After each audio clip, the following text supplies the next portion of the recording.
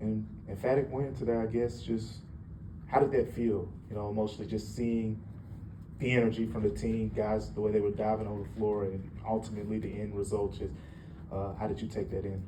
I was very proud of our guys, and there's not a group that deserves it more than we've been working very hard and trying to figure this thing out, and everybody's being stretched to the limit, and it's great to see a day when everything just clicks and we play great as a collective, like you said. Very, very high effort, great focus defensively, and then offensively setting the franchise record for assists in a game, 42 with seven turnovers only. Great ball movement. Overall, a great collective win.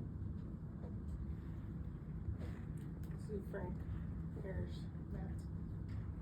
When you look at the assists that you just talked about, just how significant was Vince Williams' play in creating that?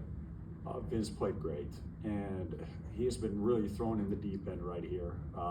Talked about it. He had a long absence and had 1.5 seasons of being in and out, and with some nagging injuries, was not really able to participate in the preseason, and now has gotten his chance with all the injuries at a position he hasn't really played last year, which is at the 1, and he's learning the intricacies of that position, and today he really quarterbacked our offense, making great passes, whether it was inside to Zach or outside to the shooters, keeping the pace really, really high. And then when you combine that with his defense, where he gives us a time at the point of attack, but also in the rebounding and disruption, it's a complete package today.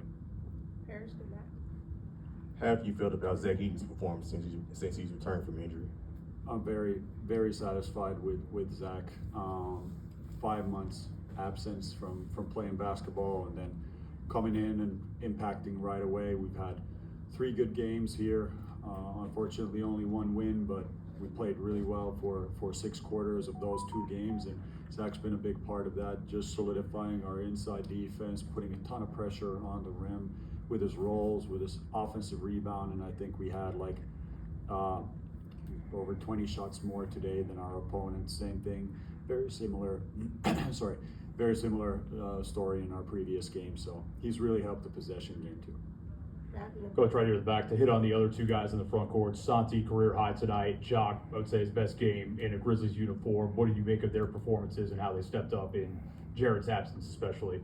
Yeah, it was great to see how both of those guys were able to shine in the context of the team playing really well together. And we did a much better job of finding them inside after the mismatches. A lot of teams looking to switch with Jock, and Jock's really improved in that, and he really punished, and our guards have improved in finding him inside against those smaller guards. And then Santi made a bunch of great decisions off the catch and transition.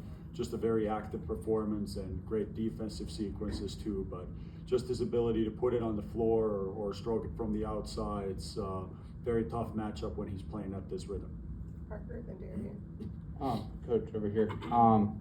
So your systems, this year and even years past, and years past before getting to the league, have been more predicated around a speedy point guard, and now no Ty, no John, no Scotty, no Javon. You've had to kind of put guys in different spots as primary playmakers. Just how much of a fun, unique challenge is that for you as a coach to kind of put together and test out different configurations of your offense there?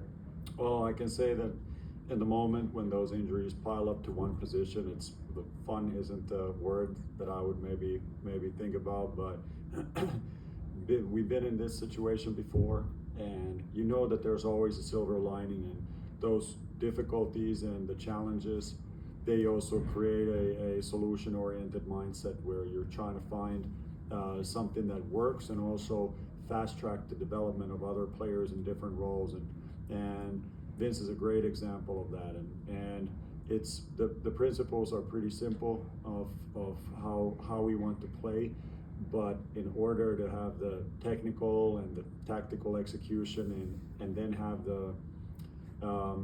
those interactions down with other players and be in sync, that's the one that takes time, and our guys are, that's what I said, very proud of them and super happy for them because of how hard we worked in order to figure out this thing that we have, you know, big challenge ahead of us, and guys have done a tremendous job with that. Darian. Coach, back here, going off of Parker's question, as you know, your team you're managing with a whole bunch of injuries and whatnot, and so it's pretty much an all hands on deck mentality. Can you just talk about Gigi's performance tonight and how Meshack was able to get off the bench and have some meaningful minutes? Yeah, Gigi has stayed ready. He had a great summer. One of the things we've talked about is, even though we've had this injury situation, a lot of them have been at position 1 and position 5, where we've been relatively deep from like 4, 3, 2, like those wing and forward spots, and that hasn't really opened up an opportunity for Gigi. But he himself has stayed ready. He asked us. He was very proactive in like, can he get reps with the hustle? Also play there so he can maintain that. He's been doing great in practices with us, and we've just been talking to, he's just got to stay ready, and it was great to see him out there today, and like you said, contribute a lot to the game.